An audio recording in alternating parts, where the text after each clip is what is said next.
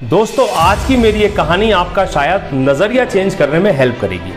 एक राजा था, उसने एक अच्छी खासी चलती सड़क को कटवा करके बीच में एक पुल बनवा दिया।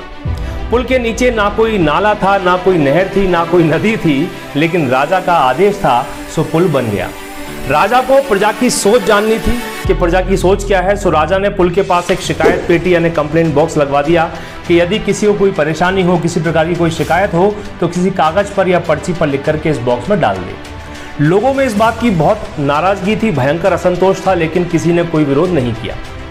कुछ ही समय के बाद राजा ने उस पुल से होकर जाने वालों पर एक टैक्स यानी कर लगा दिया कि जो भी पुल से निकलेगा उसे टैक्स देना होगा। पैदल, घुड़सवार, बैलगाड़ी वाले, रथ वाले, सबको निर्धारित टैक्स देना होता था।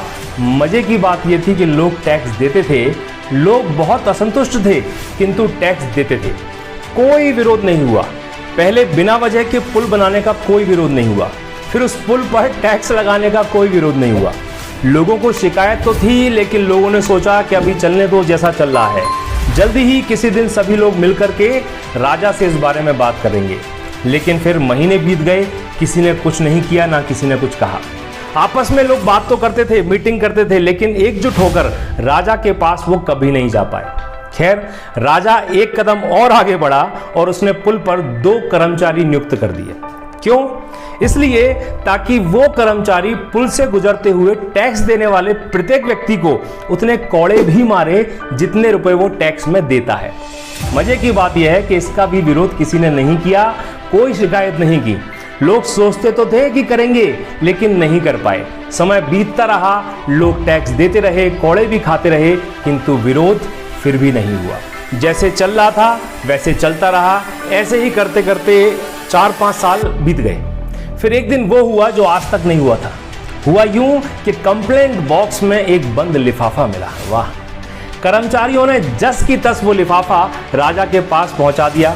उधर राजा को बहुत आश्चर्य हुआ कि 4-5 साल बीतने के बाद ये साहस आखिर किसने किया, क्या कारण होगा इस विरोध का, राजा सोच रहा था। खैर, सोचते सोचते राजा ने उस लिफाफे को खोला। लिफाफे में एक प्रार्थना पत्र था। क्या था? प्रार्थना पत्र। और क्या लिखा था उस प्रार्थना पत्र में? राजाधिराज महाराज के चरण कमलों में सादर प्रणाम। महाराज, हमारा सर्वसम्मति से हाथ जोड़कर आपसे निवेदन ये है कि वर्तमान में पुल पर मात्र 2 कर्मचारियों द्वारा कोड़े मारने का कार्य किया जाता है और इस प्रक्रिया में इतनी देर हो जाती है कि हमारा आवश्यक के जो कार्य होते हैं उनमें व्यवधान उत्पन्न हो जाता है। यानी 2 कर्मचारी होने की वजह से समय बर्बाद हो जाता है। अतः महाराज से निवेदन यह है कि कृपया पुल पर कोड़े मारने वाले कर्मचारियों की संख्या में यथोचित वृद्धि करने की कृपा करें। हम आपके आभारी रहेंगे। उम्मीद है आप मेरी बात समझ गए होंगे और ये बात कहीं ना कहीं सभी जगह सभी की लाइफ में फिट बैठती है।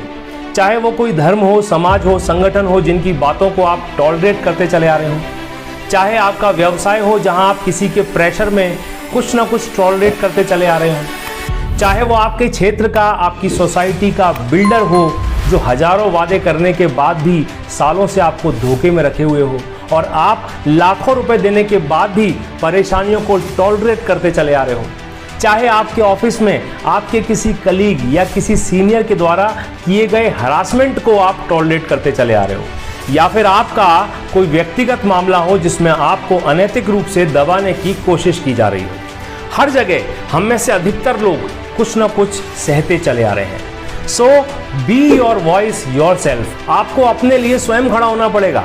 Don't tolerate. ध्यान रहे, जब आप चबन्नी भर की जाति सहते हो, विरोध नहीं करते हो उसका, आगे देखेंगे ये सोच रखते हो, तब तक वो समस्या अठन्नी बनकर सामने आ जाती है। फिर आप फिर से सहते हो और तब तक वो जाति 1 रुपए बनते हुए कब 100 रुपए के समान यानी अनकंट्रोल्ड हो जाती है, आपको पता भी नहीं चलता। फिर कुछ लोग परिस्थितियों के आगे घुटने टेक देते हैं तो कुछ संघर्ष जारी रखते हैं, लेकिन फिर होता करता कुछ ज्यादा खास नहीं है, क्योंकि समय पर किया गया विरोध ही मायने रखता है। साथियों, अंत में मैं इतना ही कहूंगा कि आज की सहते रहने की आदत आपका कल खराब कर सकती है। सत्य और हक के लिए बोलना शुरुआत में तो आपको तकलीफ दे सकता है, पर उसके लॉन्ग टर्म रिजल्ट हमेशा आपको सुखद फल देंगे। कृपया इस पर चिंतन अवश्य करें। बाकी अपना ध्यान रखिएगा। फिर मिलता हूं अपने किसी अगले वीडियो में। मैं शैलेंद्र सिंह। आपका दिन शुभ हो।